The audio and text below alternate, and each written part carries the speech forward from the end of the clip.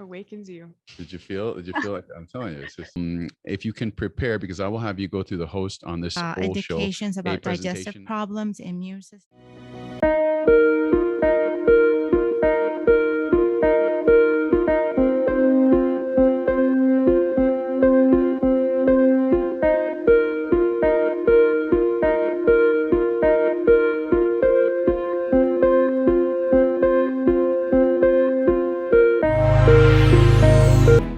We're live. All right. So today we're going to be discussing what a doctor asks you. He says he's going to do a stool test on you. Okay. Stool test. But what does that mean? Freak us out. Well, what is a stool test? A stool test has a lot of purposes, but mainly it's to see what is inside our poop, and it's a poop test. So what we want to do is we want to understand what is a poop test. We want to demystify a poop test and to clarify the reasons for why we would do a poop test, right? So you see a lot of commercials nowadays doing a GI map. You want to poop and shoot it and send it out and mail it away, but it's sometimes confusing as to the procedure and the protocol. Now, what we've been discussing over a period of time is the functional look at actually nutrition as well as the treatment protocols that we use. So what we're going to be doing, Ana Paola, we're going to go over the nutritional reasons that we do things. We're going to look at also what Adriana and Faith are going to be discussing from a personal note as to what goes on. So each one of these individuals has actually run a sample test on themselves and see what actually is going on. So once we see what is happening, Ana, do me a favor, if you can prepare, because I will have you go through the host on this whole show, a presentation of actually the results sample report for the GI map. Also, you can also do it for the GI, effects. So we want to make sure that we use different types of tests to do stool analysis. Now, why would a doctor do a stool analysis? There's many reasons, where there's enzymes, gut disorders, things like leaky gut, SIBO, which is small intestinal bacterial overgrowth. The basis of many pathologies is inflammation, and what we're learning over the last couple of decades is the tight integration that colon health has a lot to do with inflammation. So whether it's a joint problem, such as things that I get in my office, like a back problem or chronic knee pains, or not that are injury based, because sometimes, and the majority of times, there are knee injuries that are related to a twist of an injury, but sometimes people come in with many joint problems and they're inflamed all over their organism. So what we have to do is we have to figure out what's causing inflammation. Now, if we can discern that it is something that doesn't have some sort of cause or etiology related to some trauma or arthritic issue or maybe some degenerative issue, we look further and we look at the physiology of it. So we do a detailed assessment, a detailed functional wellness history to determine what's actually going on. Many times, doctors figure out that we have to look at the intestinal dynamics. And when we do that, what we want to do is we want to be able to order certain tests. So we have a few tests that we have at our disposal. One is the GI maps, one is the GI effects, which really are the top of the line tests to see exactly what's happening with your bacteria and seeing what's actually going on. So there are things that we look at. Now, in your experience, I'm going to go to Adriana first here. Tell us a little bit about the things that we look for in the bacterial dynamics when we look at a person's poop, so to speak, right? But then we'll go over actually how do we do the procedure, because it's very simple to show you how it is, but we want to tell you the why. Why do we do this? So tell us what you have learned in the process of what we're assessing here. Sure. Well, the test is done just to assess the interaction that we have with our microbiome and the host. So we want to see what kind of bacteria we have in our gut.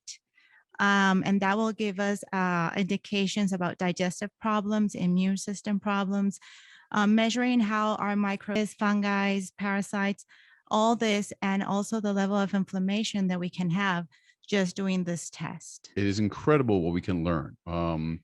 Zonulin has been figured out that it's a compound that we produce, and when we start seeing it, we start noticing that we have a breakdown of the intestinal wall.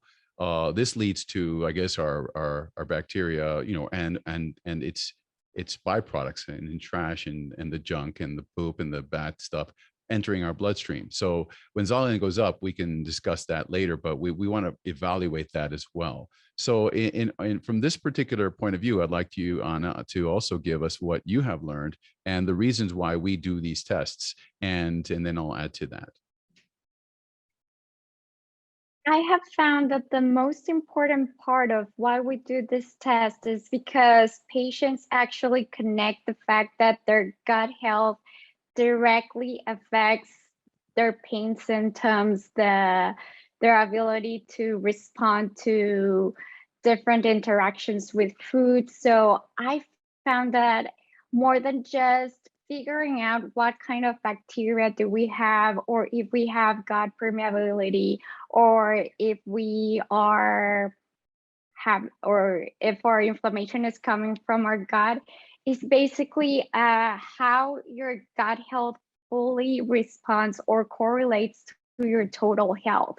So I feel that we can use them in many, many aspects of health assessment. Absolutely. So, we have been able to really see and that the population is getting it and more as time goes on, because the word is out that a healthy gut is a healthy human, and not only just at the area of just bacterial dynamics, but things like anxiety, stresses, the way inflammation responds, the way your body can heal, the way your immune system responds. People may not know this, but the large majority of your immune system is in your intestinal wall. So what happens is, as you eat things, you've got to protect it against the outside world. So it's natural to see how when God created us, that the intestinal biome is our first line of defense in many aspects of what's going on.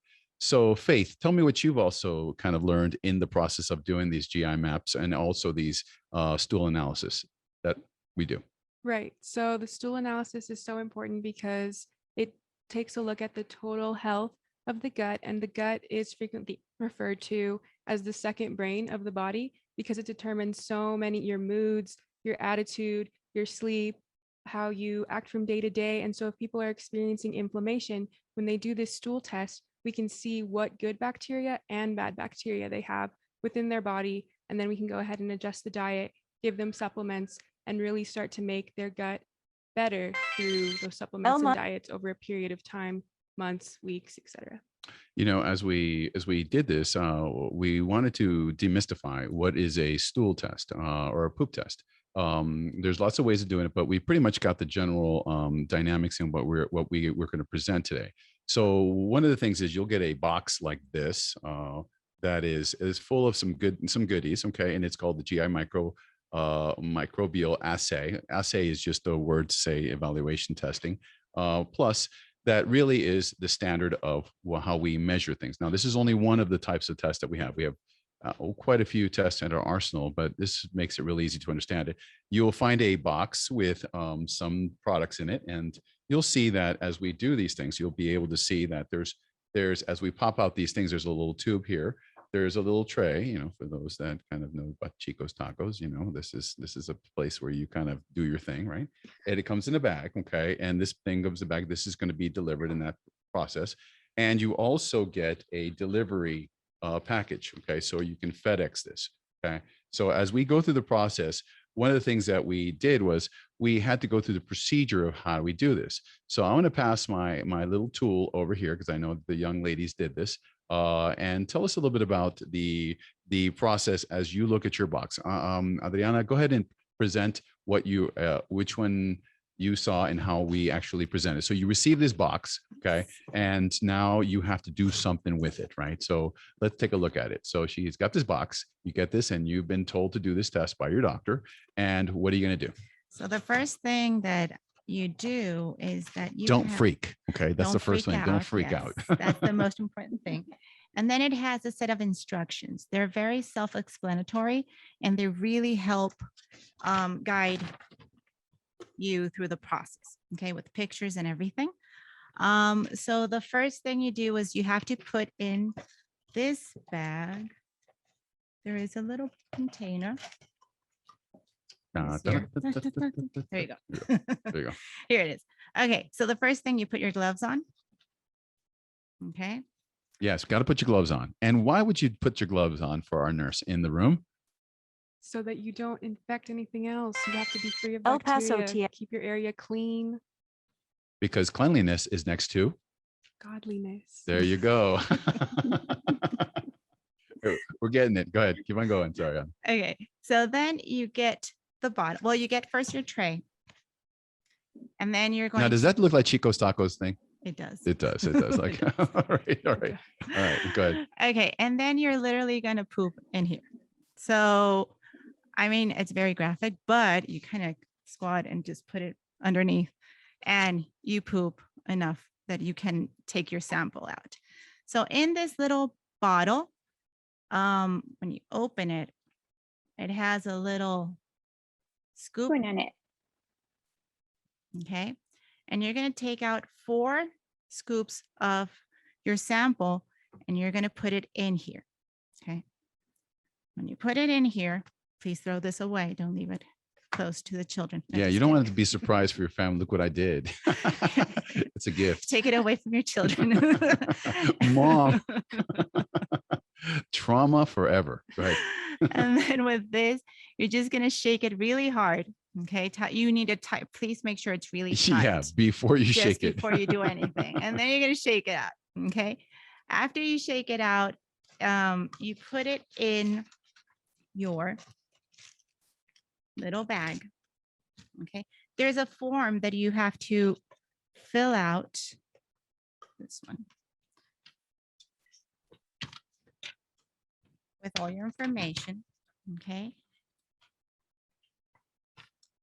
And after you fill this out, you put this little sample bottle in your bag, you zip your bag. And this is so easy that even brings your FedEx envelope, which makes it easier and discreet for you to walk into FedEx and not know what you're sending out. Yes, we did forget one thing. We need to put the absorbent Oh, thing in there. yes. Yes, you got to put the little absorbent thing because sometimes we want to make sure Yes. that the people opening it up that doesn't get some surprise out of it. This, you put it in the bag.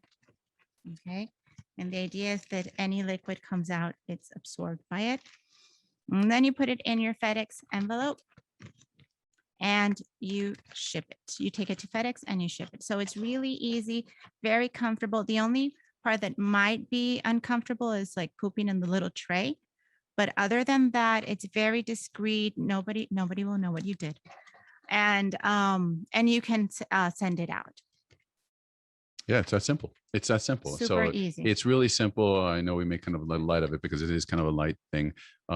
Make sure you wear the gloves, make sure that everything is closed up, make sure you call FedEx. They'll come and pick it up for you. So these are simple. This particular one was a GI map. And then you put in, obviously, you put in the box and put it into the FedEx package. So it goes back and it's nice and solid. So that's a good question. Wait, do we send it back? We don't send the box back, do we? Or do we? Yes, we do. We put it in the box and then send it in the box. Yes. Yes. Because the box protects the box. Okay. So it's big Yes. enough to hold It's it. big So enough. The envelope yes. is big enough to hold. yes. the So back it of the makes sure box. that goes on. So in that process, we're going to learn a lot. Okay. First of all, even you may believe that a small sample does not have a complete bacterial balance. However, just remember that from the time you've eaten, okay, this has been churned and churned and churned and churned inside the colon. And realistically, it is a good, it does give us a balance of that. Now, one of the things that they do tell us to do is to avoid drinking or taking any aspirin for about 2 to 3 days prior to this, because we don't want to cause any sort of blood that's going to be in stool, because we're going to be measuring sort of blood and we're going to be measuring different types of bacteria. Now, as she mentioned, from fungus to viruses to bacteria to different things like chlamydia, we're going to be able to find out what type of balance that you have. Now, as a result, we're going to be able to tell you what type of supplements, what type of enzymes, what type of breakdown products that you can take as a result of your deficiency, or maybe you have a very good balance. So I would like to give host position to Ana in a second. She's going to review a little bit of a report to let you see what we do see. Are you ready, Ana? Yes, which one do you want me to Let's do just the? take a look at do both of them actually, if you want to. Just kind of Okay. like a general thing. I'm going to give you. It says make. Oh, you already have co-host capacity, right? So Oh. can you share your screen? Let me do that for you. Continue. And we will start with the GI effects because I wanted to make an important, can you see it? Yes, Oh, I sure it's right can. here. We sure can. Okay. Something that we have to do specifically with the GI effects is that we want to make sure that the person let 4 weeks pass if she or he had a colonoscopy before doing the stool testing. Anna, This sorry is to very interrupt, important. but it's not sharing. Oh, it's not. I see it. I see the sharing. Oh, I do see the this sharing. is, yeah. So I am got it. sharing currently Yeah, I do see the sharing.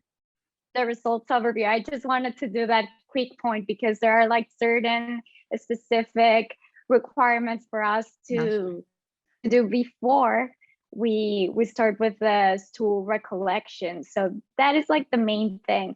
Also, we need to create all the different antibiotics or probiotics if we're taking some of them. So just make sure that 2 weeks prior collecting your stool collection, you do not take either antibiotics or probiotics. That is like key for getting reliable results from your stool tests.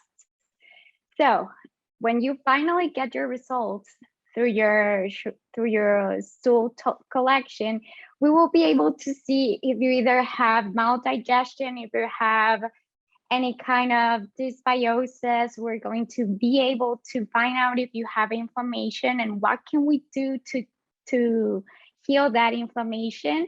And also we can see if we have any kind of microbial infection or virus infection. So this is very useful. Specifically, if we're talking about the GI effects profile test, because it's like very comprehensive. It's like a full test, and I like it because of that.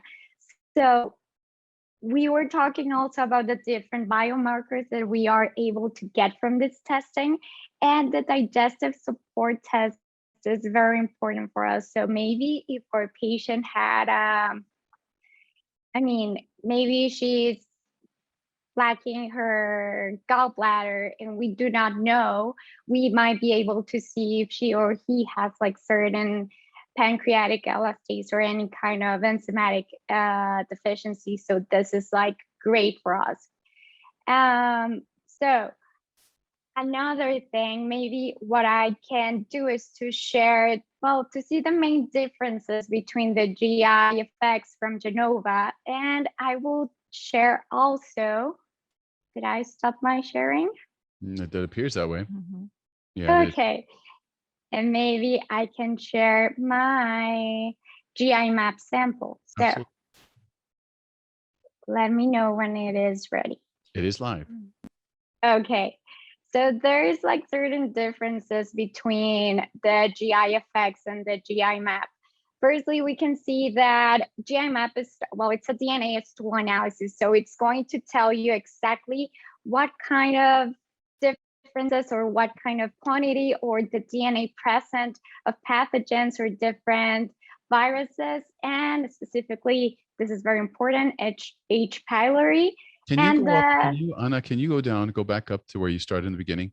One of the things right here. Yes, right there. If you see, these are pathogens. So sometimes we're given points of views that you'll see some for E. coli 0157, you'll see a number there. These are pathogens, so they're not good. So they're not commensal, which are good bacteria.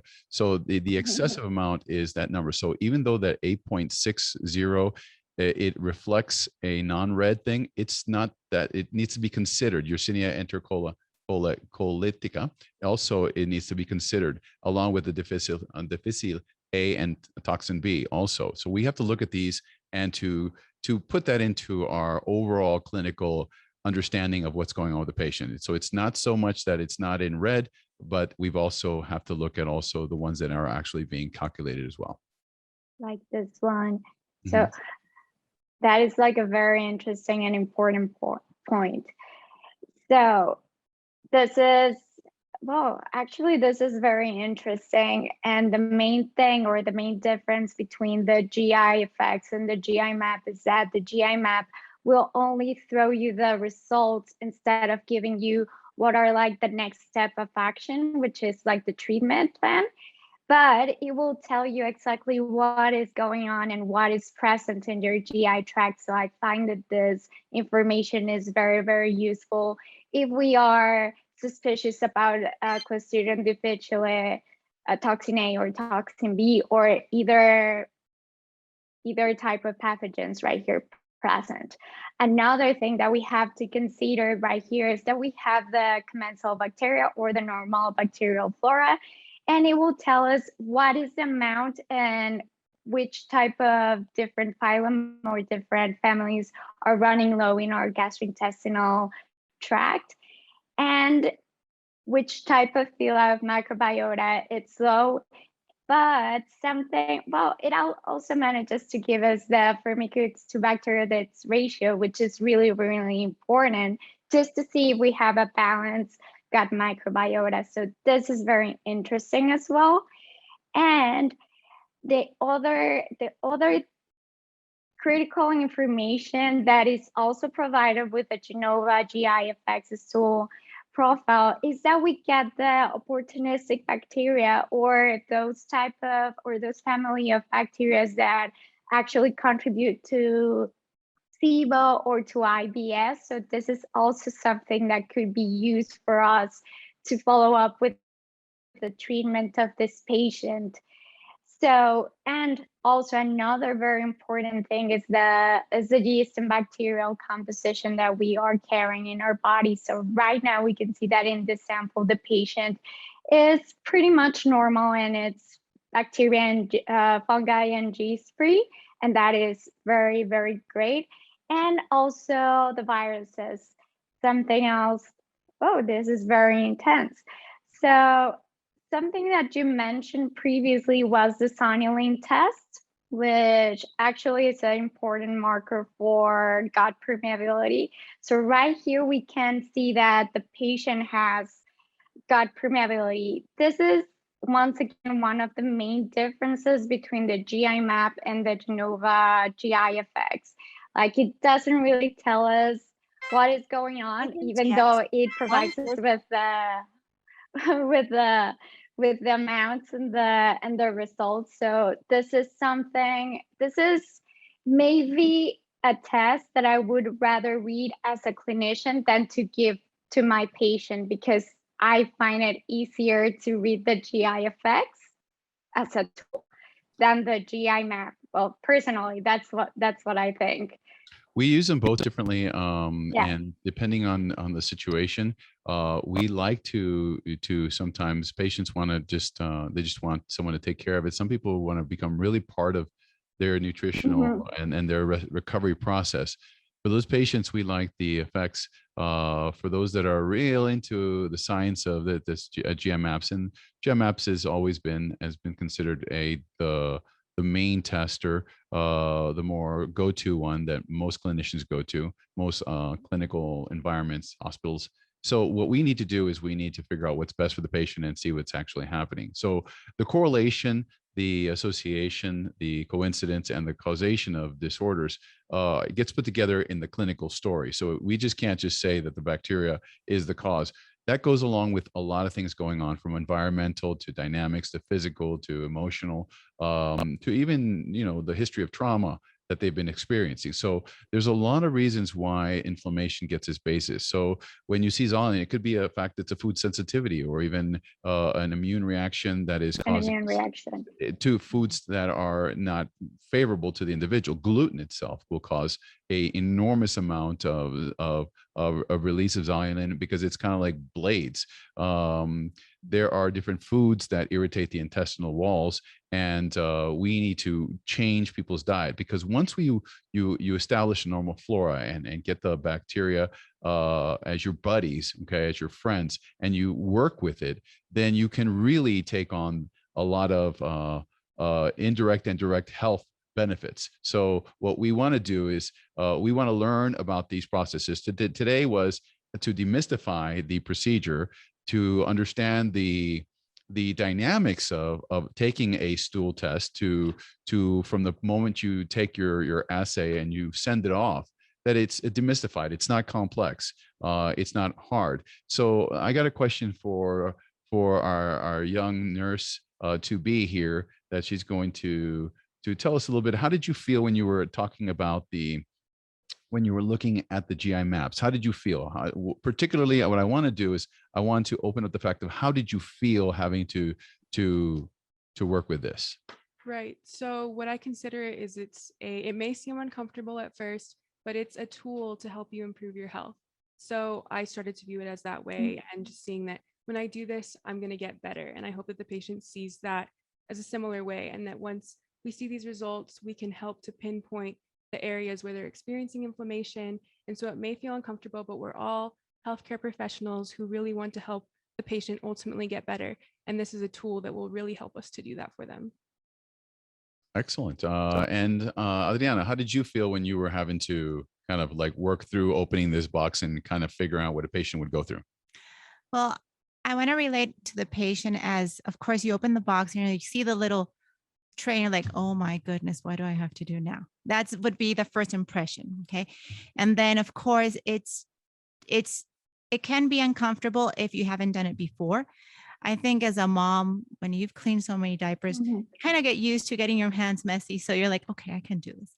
But definitely it can make people feel a little awkward, because trying to figure out how to use the tray, how to put it in position where you can use it, so that can be a little, I can relate to being a little uncomfortable, but definitely, as Faith says, at the end of the day, just have in mind that this is because you have an issue and you want to get to the bottom of that issue. And this is one of the tools that will help us diagnose what you have. Now, talk to me about how you recommend people perceive this and go forward with this type of testing. First of all, I think that patients have to compromise with the treatment. And once they made a connection between gut health and everything that it affects, they are fully committed to doing whatever it takes to go back to their normal health or to improve their health.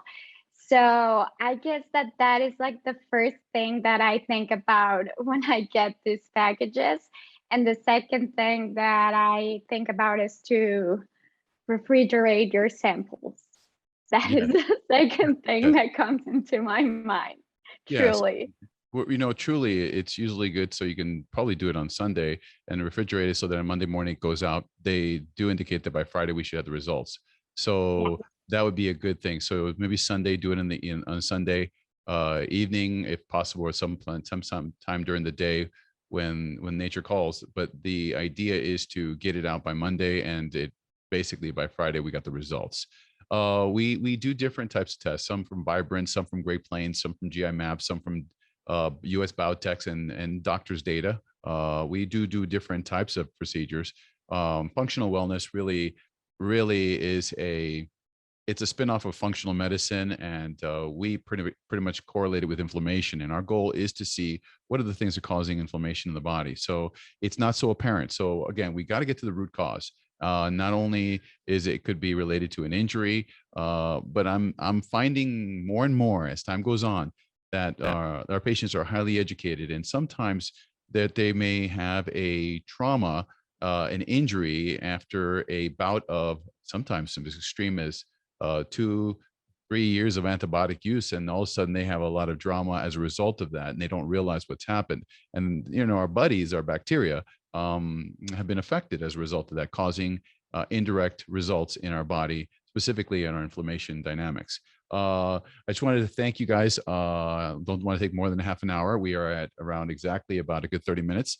We discussed some issues here. We talked it. We'll go ahead and elaborate on the next one. We'll be covering some more complex issues. So as we go through these processes, thank you, Adriana. Thank you, Faith. And thank you, Ana, for presenting your point of view from a female point of view, because sometimes, it's important to understand the dynamics. I don't know. It's for me as a guy, it'd be pretty easy, but but it's good to have a point of view. Okay. So I hope that made sense. You guys have a good one. And thank you very much, and look forward to discussing the next topic in the functional medicine, functional wellness, functional nutritional dynamics of getting better in your body. Thank you. Bye, guys.